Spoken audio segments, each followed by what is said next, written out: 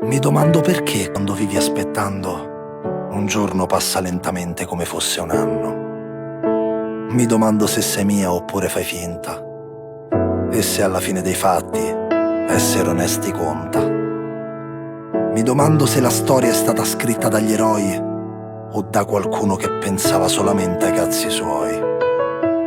Mi domando perché mi fa schifo la mia faccia, a volte sì e a volte no. Perché a volte voglio avere solo quello che non ho. Voglio sentirmi libero da questa onda, dalla convinzione che la terra è tonda.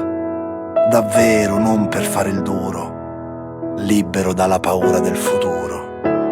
Perché ognuno è libero di andare, libero da una storia che è finita male. E da uomo libero ricominciare, perché la libertà è sacra come il pane.